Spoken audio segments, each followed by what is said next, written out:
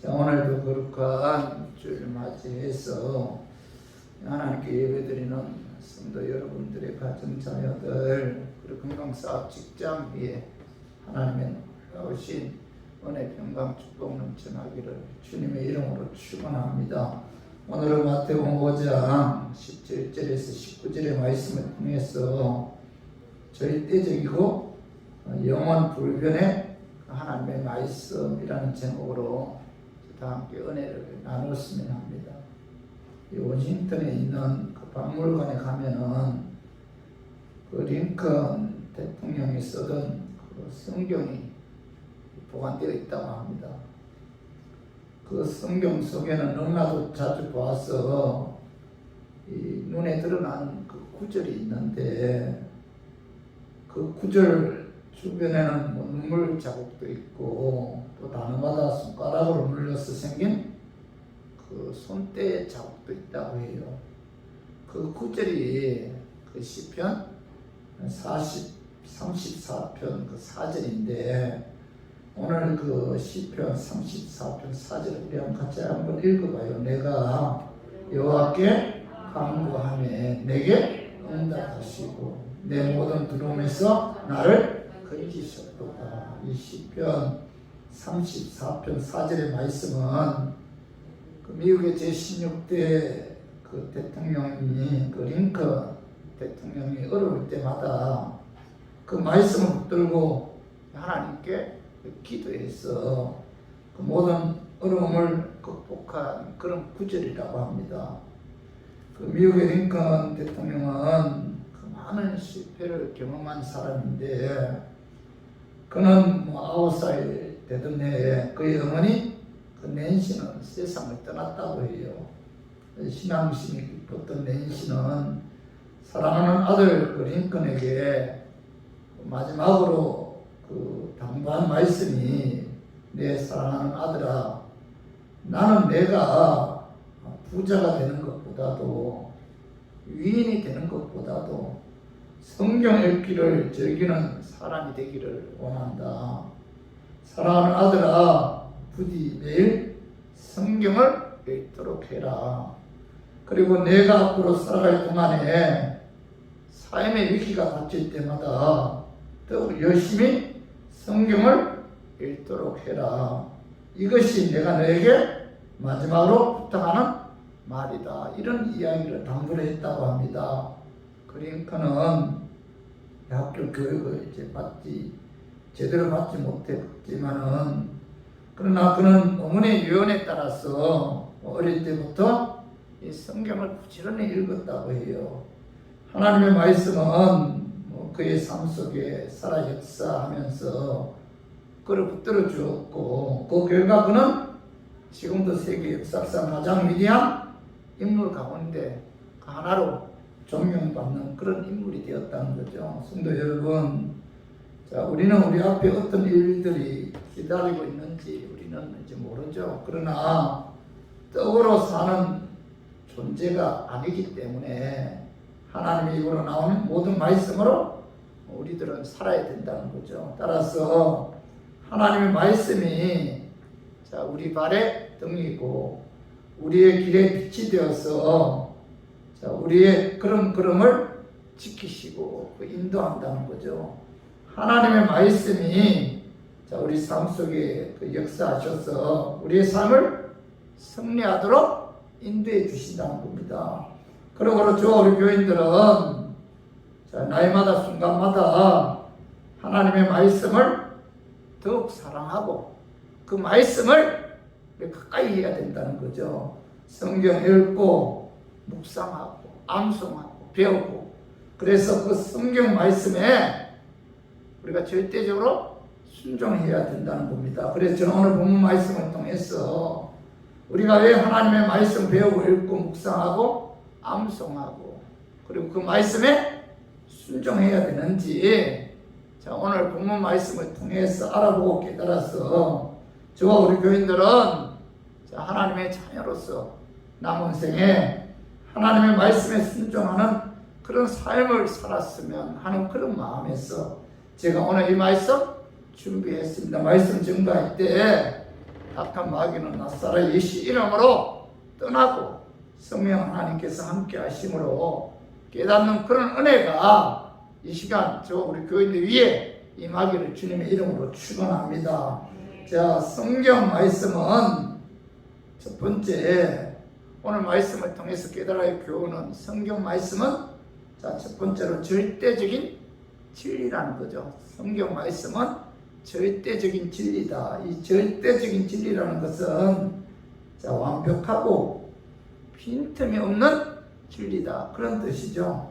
자, 마태복음 5장 17절에 봐봐요. 내가 율법이나 선지자를 폐하러 온 줄로 생각하지 말라. 폐하러 온 것이 아니요 완전하게 하려 합니다. 예수님 당시 서기관들이나 바리새인들은 예수님을 가리켜서 성경을 폐하는 자다 이렇게 이제 비난했어요. 자, 십계명에 보면은 자, 안식일에는 자, 일하지 말라 이런 계명이 있습니다. 예수님 당시 서기관들과 바리새인들은 십계명을 철저하게 지킨답시고 안식일에는 뭐 지팡이도 못 찍게 했고 절뚝발이는 이 목발을 들지 못하게 했어요. 심지어 의족을 달고 있는 사람은 안식일에는 그것을 벗어 놓아야 했습니다. 또한 안식일에는 아픈 사람이 있으면은 치료를 하되 그 병이 더 심해지지 않을 정도로만 치료해야 된다.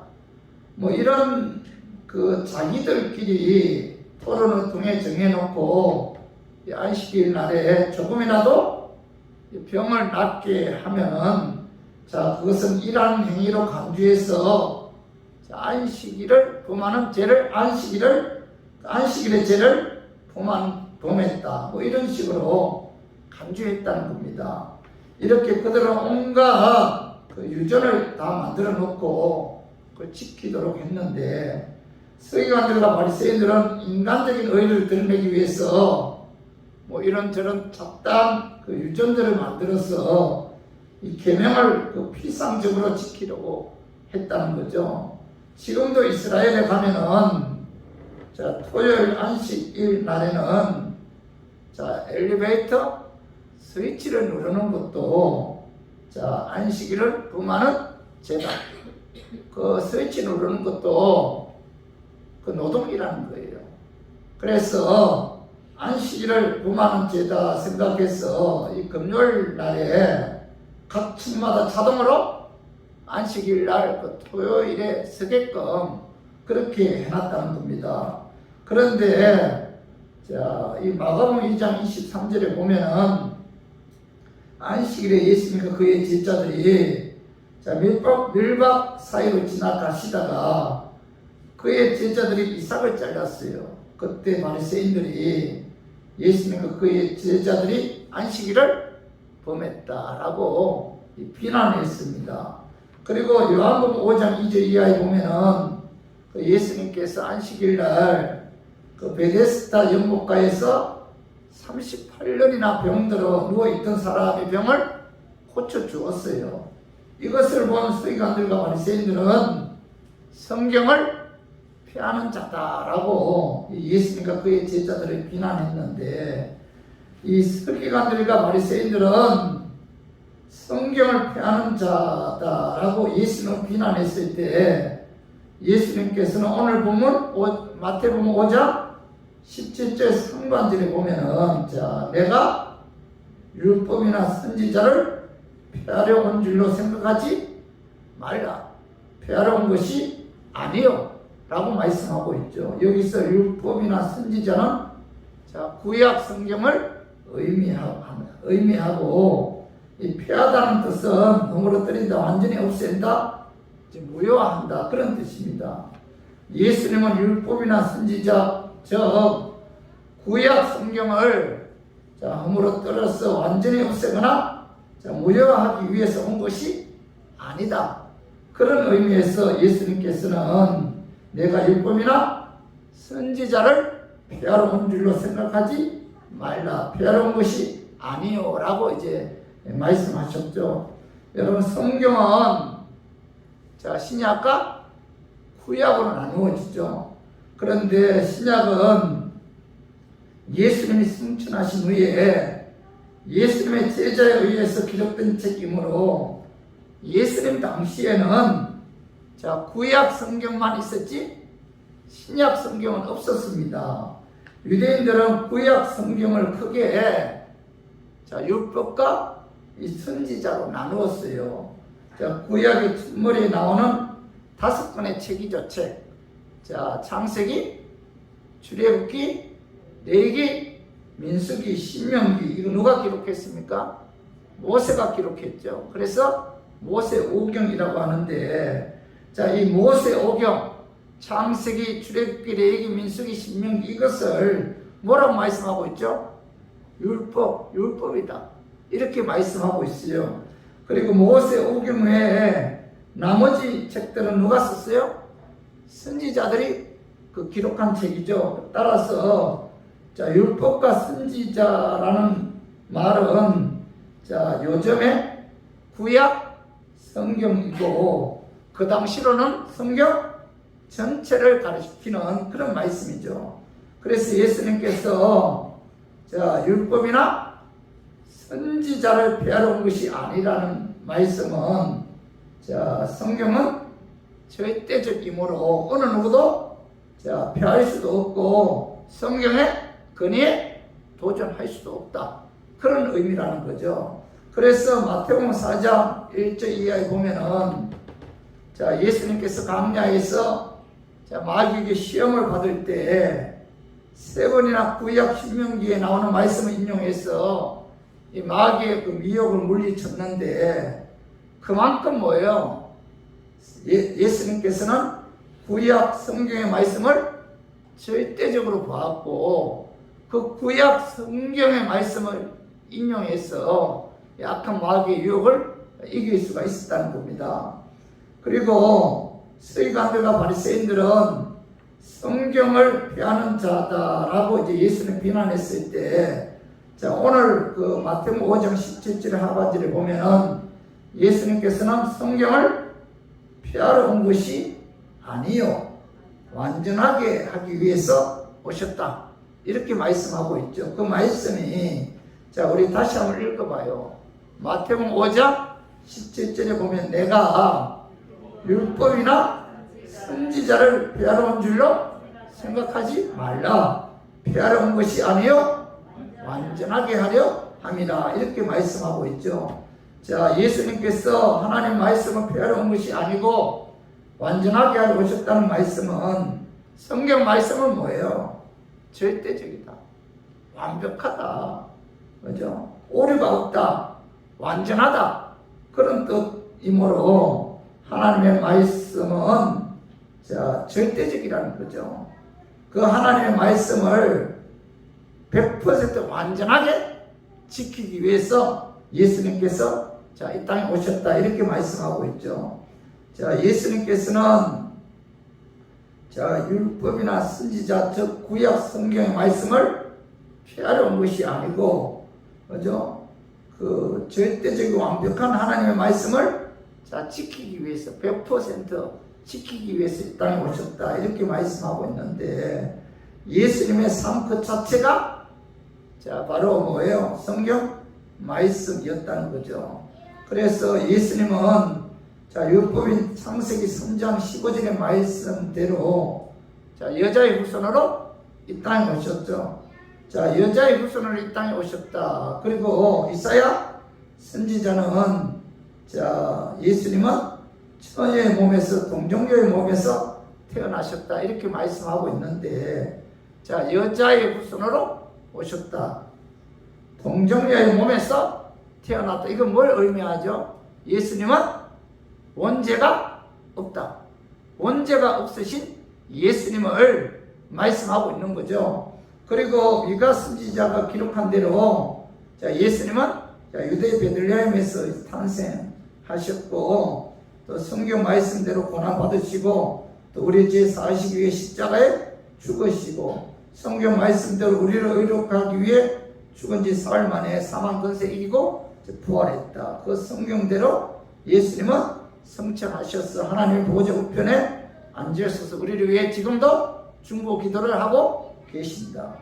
예수님의 탄생과 죽으심은 자, 구약의 성경 말씀대로 자, 이루어졌고, 또한 예수님의 그 성경 말씀이 그 하나님 말씀임을 믿고 그 말씀대로 100%로 순종함으로 완전하게 지키셨다는 거죠.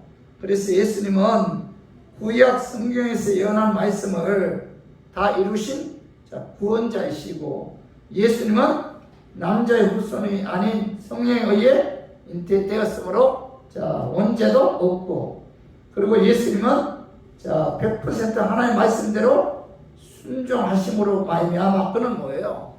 이제 완전하신 의인이다.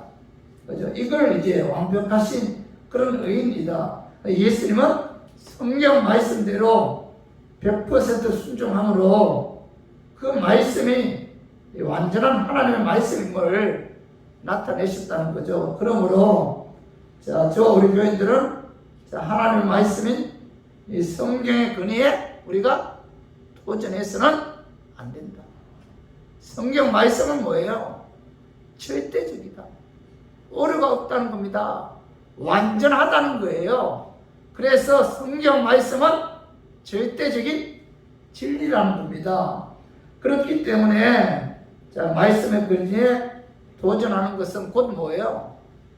그 말씀을 기록한 하나님께 도전하는 거죠. 그래서 요한계시록 22장 18절에 한번 읽어봐요. 내가 이 두루마리 예언의 말씀을 듣는 모든 사람에게 증언하노니, 만일 누구든지 이것들 외에 더하면 하나님이 이 두루마리에 기록된 재앙들을 그에게 더하실 것이요. 사도 요한은 하나님의 말씀인 그 성경의 근위에 도전해서 하나님의 말씀 외에 더하면 뭐예요? 성경에 기록된 재앙들을 더한다. 이렇게 말씀하고 있잖아요. 그리고 요한계시록 22장 19절도 봐봐요. 읽어봐요. 만일 누구든지 이 두루마리의 예언의 말씀에서 제하여 부리면 하나님이 이 두루마리에 기록된 생명나무와 및 거룩한 성의 참여함을 제하여 부리시리라. 이렇게 말씀하고 있는데, 이 사도 요한은 하나님의 말씀인 성경의 근위에 도전해서 하나님의 말씀에서 제하여 버리면은 하나님이 두루마리에 기록된 생명나무와 거룩한 성의 참여함을 제하여 버린다. 이렇게 말씀하고 있죠. 그러므로 저와 우리 교인들은 하나님 말씀인 성경의 근위에 도전해서는 안 된다. 서기관들이나 바리새인들처럼 자기의 의를 내세우기 위해 하나님의 말씀인 성경을 자기 마음대로 해석하거나, 그리고 자신을 합리화하는데 이 말씀을 사용해서는 안 된다는 거예요. 이단들은 그죠? 그 하나님의 말씀을 그죠? 그 해석하는 데 있어서 자기 마음대로 해석하는 거예요. 그렇기 때문에 그들은 뭐라고 이야기하는지, 말씀이 이렇게 기록되어 있다. 말씀에 이렇게 기록되어 있는데 왜 믿지 않느냐. 그죠? 그러면서 이제 그 말씀에 대해서 그죠? 해석하는 거 이렇게 보면 뭐예요? 그들의 뜻에 맞게 그 말씀을 해석하는 거예요. 말씀에 기록되어 있지만은 그 말씀을 기록하는 데 있어서 그죠? 자기들 방식으로 해석한다는 거예요. 잘못된 해석을 하기 때문에 그들이 이단이라는 겁니다. 그렇기 때문에 우리 교인들은 신앙생활 하는 데 있어서 하나님의 말씀을 뭐예요? 바르게 해석해야 바르게. 하나님의 말씀 절대적이다. 그렇기 때문에 자기의 합리화를 위해서 자기 방식으로 말씀을 해석해서는 안 된다. 이것은 바로 뭐예요? 하나님의 절대적인 근위에 도전하는 그런 행위라는 거죠. 그 성경에, 예를 들어 성경에 그 술 취하지 말라고 했지, 술 먹지 말라고 했느냐 하면서 성경을 자기 자신을 합리화하는 데 이용하는 그런 분들이 많잖아요. 실제적으로. 그죠? 그런데 잠언 23장 29절에서 31절 봐봐요. 재앙이 네게 있느냐, 근심이 네게 있느냐, 분쟁이 네게 있느냐, 원망이 네게 있느냐, 까닭없는 상처가 네게 있느냐, 붉은 눈이 네게 있느냐. 30절 술에 잠긴 자에게 있고 혼합한 술을 구하러 다니는 자에게 있느니라.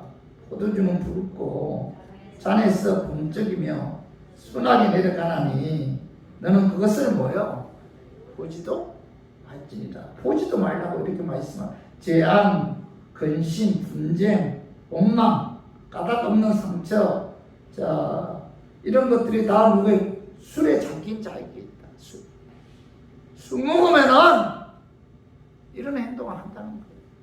그렇기 때문에 잠언 기자는 뭐라고 말씀하고 있죠? 그것을 보지도 말라 이렇게 말씀하고 있잖아요. 그러므로 이 하나님 말씀 뭐예요? 이 절대적 힘으로 자기 합리화하기 위해서 자기가 믿지 못하기 때문에, 자기가 받아들이지 못하기 때문에 자기 식으로 해석해서 많은 사람들을 미혹하고 그것이 성경에 있다고, 그죠? 이야기하고 있다는 겁니다. 그런데 중요한 것은 하나님 말씀은 자신을 합리화하기 위해서 더하거나 빼지 말아야 됩니다. 말씀 그대로 해석해야 된다는 겁니다.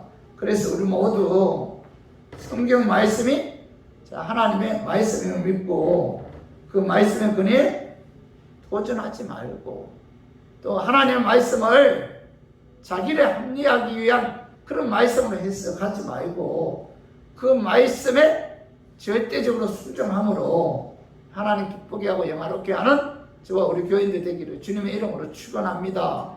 그리고 두 번째로 성경 말씀은 그 영원하고 변하지 않는 진리다. 첫 번째는 뭐예요? 성경 말씀은 절대적인 진리다. 전혀 오류가 없다는 겁니다. 완전하다는 거예요. 그리고 두 번째로 성경 말씀은 영원하다. 변하지 않는 진리라는 겁니다. 그 말씀이 마태복음 5장 18절에 봐봐요. 진실로 너희에게 이르노니 천지가 없어지기 전에는 율법의 1.1획도 결코 없어지지 아니하고 다 이루리라. 오늘 18절 3번절에 보면은 진실로 너희에게 이르노니 이렇게 말씀하고 있죠. 예수님께서는 중요한 사실을 말씀하실 때 종종 진실로 너희에게 이르노니 이런 표현을 사용했는데, 진실로 너희에게 이르노니 이 말씀은 절대적으로 수정 없이 최고의 권위를 가지고 너희에게 말한다, 그런 뜻이에요. 그리고 18절 중반절에 보면은 천지가 없어지기 전에는, 천지가 없어진다는 것은 이 지구상의 그 역사의 끝을 의미하는데, 예수님이 이 땅에 다시 오시는 날, 옛 하늘과 옛 땅이 사라지고 새 하늘과 새 땅이 도래하는 날을 의미하는데, 그런 의미에서 천지가 없어지기 전에는 이렇게 예수님 말씀하셨고, 그리고 18절에 봐봐. 18절 하반절에 보면은 천지가 없어지기 전에는 율법의 1.1획도 결코 없어지지 아니하고 다 이루리라, 이렇게 말씀하고 있는데, 구약 성경은 히브리어로 기록되어 있습니다. 그래서 1.1획에서 점은 그 히브리어 알파벳의 가장 작은 이 철자 그 요도를 가리키는데, 이 요도에 의해서 있느냐 없느냐에 따라서 히브리어의 뜻이 완전히 달라져요. 그리고 1.1획에서 획은 히브리어의 한 그 철자를 다른 철자와 구분하는 작은 그런 획인데, 핵을 각지게 하느냐, 둥글게 하느냐, 핵을 붙이느냐, 띄워 썼느냐에 따라서 글자의 뜻이 완전히 달라진다는 겁니다. 그래서 예수님께서는 성경에 기록된 말씀 중에서 결자를 형성하고 있는 한 점, 또 한 액까지라도 천지가 없어지기 전에는 변함없이 다 이루어진다라는 이 말씀은 뭐예요? 하나님 말씀은 영원하고 변함이 없다. 그런 의미에서 예수님께서는 천지는 없어지기 전에는 율법의 일정 이력도 결코 없어지지 아니하고 다 이룬다. 이렇게 말씀하신 거예요. 이 말씀의 뜻은 뭐예요? 하나님의 말씀은 영원하다. 하나님의 말씀은 시대를 초월해서 변함이 없다. 이런 말씀이죠. 그래서 저와 우리 교인들은 이 하나님의 말씀은 영원하다. 하나님의 말씀은 변함이 없다. 그렇기 때문에 하나님의 말씀은 뭐예요? 진리죠, 진리. 진리는 변하지 않는 거잖아요. 영원한 것을 뭐라고 하죠? 진리다. 그래서 하나님의 말씀은 진리인데, 마태복음 24장 34절에서 45절, 우리 한번 읽어봐요. 내가 진실로 너희에게 이르노니 이 세대가 지나가기 전에 이 일이 다 일어나리라. 천지는 없을지언정 내 말은 없어지지 아니하리라. 이 말씀은 그 성경은 영원하며 변하지 않는 진리임을 예수님께서 말씀하고 있는 거죠. 공간복음을 보면은 예수님께서 구약의 성경 말씀을 인용해서 이 진리의 말씀을 이제 가르쳤는데, 오늘 그 마태복음 22장 23절에서 28절에 한번 같이 한번 읽어봐요. 23절. 부활이 없다는 사두개인들이 그러나 예수께 와서 물어 이르되 선생이여 모세가 일렀으되 사람이 만일 자식이 없이 죽으면 그 동생이 그 아내에게 장가들어 형을 위하여 상속자를 세울지니라 하였나이다. 우리 중에 친형제가 있었는데 마지가 장가들었다가 죽어 상속자가 없으므로 그 아내를 그 동생에게 물려주고 그 둘째와 셋째로 7째까지 그렇게 하다가 최후에 그 여자도 죽었나이다. 그런저 그들이 다 그럴 자였으니 부활 때 7 중에 누구의 아내가 되리까? 예수님 당시 사두개인들은 부활을 믿지 않았어요. 그들은 성경 가운데 율법 모세 오경만 하나님의 말씀으로 믿었는데, 그 외에 선지자는 그 사두개인들은 하나님 말씀으로 인정하지 않았어요. 이 사두개인들이 부활을 믿지 않았던 그 주된 이유는 모세 율법에서 부활에 대해 가르치지 않았다. 그렇기 때문에 그들은 이 부활을 믿지 않았어요. 그래서 사두개인들이 어느 날 예수님께 찾아와서 예수님을 공경에 받들이기 위해 질문하기를, 선생이여 모세가 말씀하기를 사람이 만일 자식이 없이 죽으면 그 동생이 그 아내에게 장가들어 상속자를 세우라고 말씀하셨는데, 우리 중에 7 형제가 있습니다. 아들이 장가들었다가 상속자가 없이 죽었어요. 그래서 그의 아내를 그의 동생에게 물려주었습니다. 그런데 그의 동생도 상속자가 없이 죽었어요.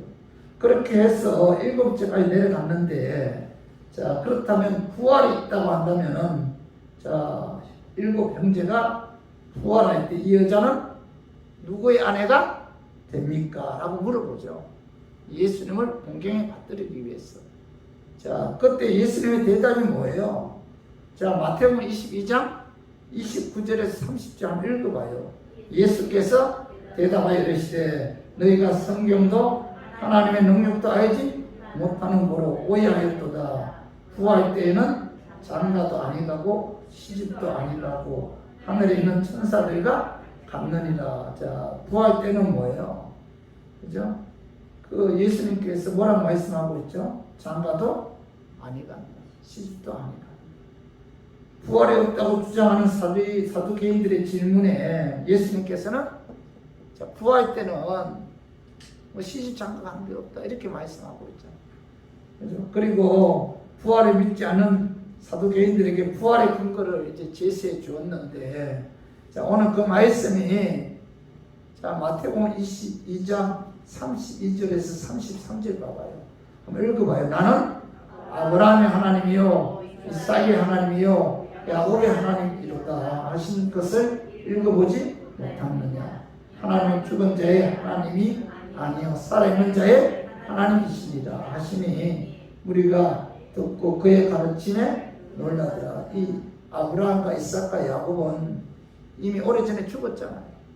그런데도 예수님께서는 자, 율법에 속한 출애굽기 3장 16절의 말씀 인용해서 하나님께서는 그 과거형을 쓰지 않고 현재 시제를 사용해서 현재형으로 나는 아브라함의 하나님, 이삭의 하나님, 야곱의 하나님이다 이렇게 이제 말씀하셨는데, 그 출애굽기 3장 16절에 봐봐요. 16절에 보면은 너는 가서 이스라엘의 장로들을 모으고 그들에게 이르기를 여호와 너희 조상의 하나님 곧 아브라함과 이삭과 야곱의 하나님이 내게 나타나 이르시되 내가 너희를 돌보아 너희가 애굽에서 당한 일을 확실히 보았노라. 여기 보면은 자, 아브라함과 이삭과 야곱의 하나님 현재 실제로 사용했는데, 오늘 봐 마태복음 22장 32절에 예수님께서는 사두개인들이 부활이 없다 이렇게 주장할 때 출애굽기 3장 16절의 말씀을 통해서 뭐예요?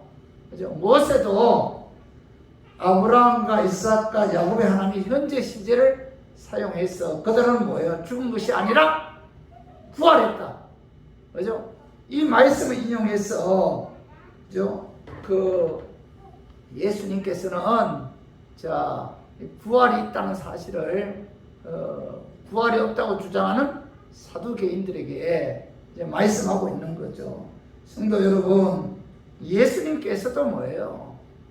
그 모세 시대에 그 모세가 한 말씀을 인용해서 이제 부활이 없다고 주장하는 사두개인들에게 부활이 있다는 사실을 설명한 것은 곧 뭐예요?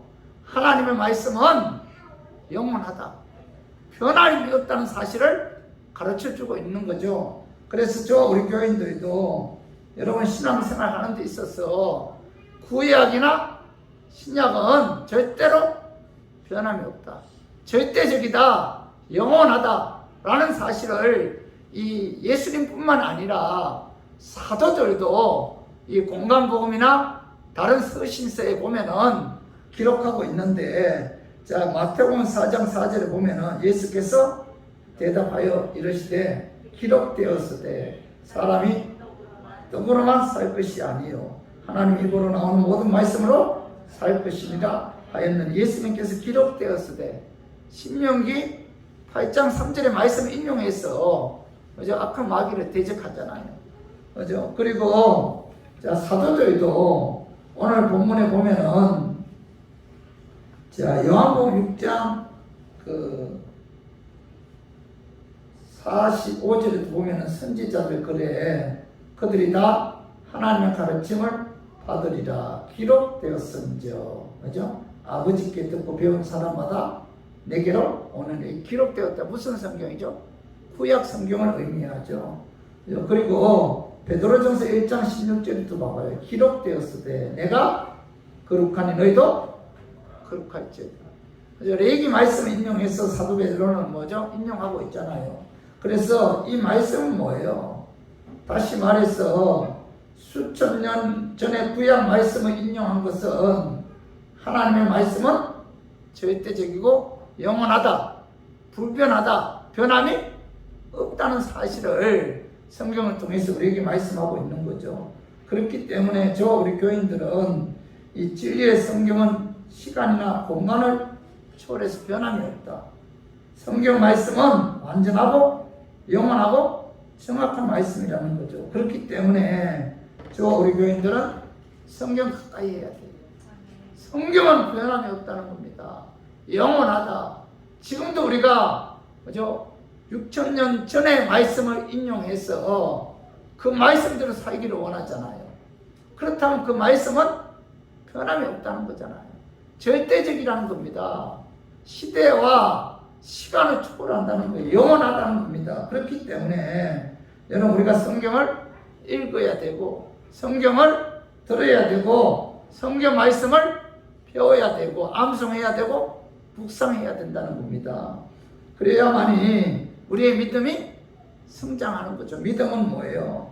성경을 알아야만이 성장한다는 겁니다. 로마서 10장 17절 봐봐요. 그러므로 믿음은 들음에서 나며 들음은 그리스도의 말씀으로 말미암느니라 이렇게 말씀하고 있는데 믿음은 하나님의 은혜인데 자, 이 믿음의 성장은 뭐예요? 우리가 말씀을 가까이 할 때만 우리의 믿음이 성장합니다. 여러분 말씀을 모르면은 여러분 믿음이 성장할 수가 없어요. 말씀을 알아야 돼요. 말씀을 공부해야 됩니다. 말씀을 배워야 돼요. 그래야만 그 말씀을 통해서 우리의 믿음이 성장한다는 겁니다. 그리고 성경을 가까이 해야만이 하나님의 뜻을 분별할 수가 있죠. 하나님의 뜻을 분별해야만이 우리가 그 뜻대로 살아갈 수가 있잖아요. 그래서 우리가 말씀을 읽고 듣고 배우고 묵상하고 암송하고 그래야만이 그 말씀의 뜻을 하나님의 뜻을 말씀을 통해서 하나님의 뜻을 분별해서 그 뜻대로 우리가 순종할 수가 있다는 겁니다. 이 하나님 말씀에 순종하는 자, 하나님 뜻대로 순종하는 자는 오늘 이 예수님께서 나는 말씀을 폐하러 온 것이 아니라 완전하게 하기 위해 이 땅에 왔다.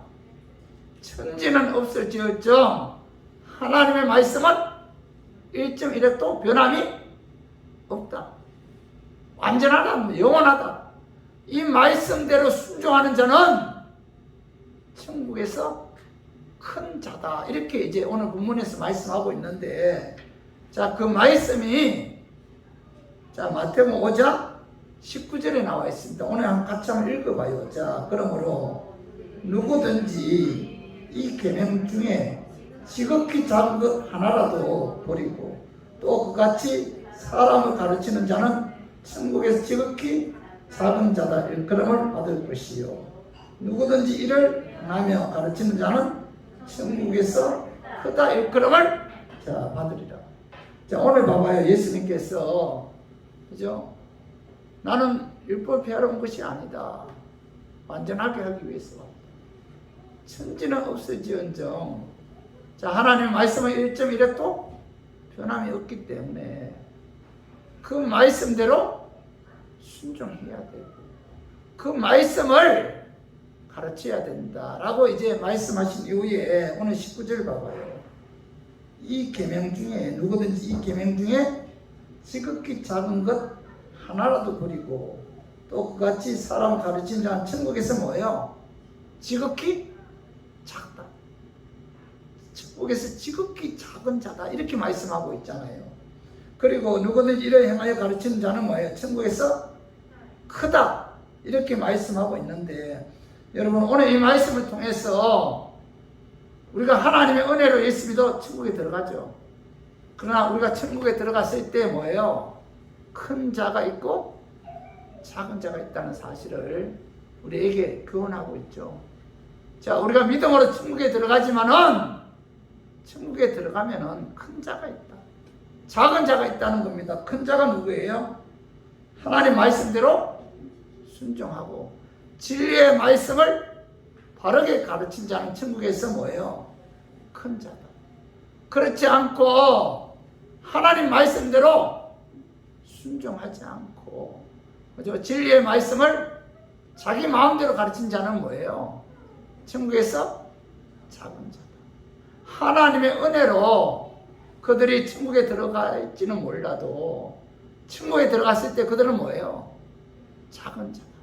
이렇게 분명히 말씀하고 있잖아요. 마태복음 18장 4절에 한번 봐봐요. 자, 그러므로 누구든지 이 어린 아이와 같이 자기를 낮추는 사람이 천국에서 큰 자다 이렇게 말씀하고 있죠. 다 같이 하나님의 은혜로 예수 믿었지만은 천국에 가면은 여러분 똑같지가 않다는 거예요. 어린 아이와 같이 자기를 낮추는 자는 천국에서 뭐예요?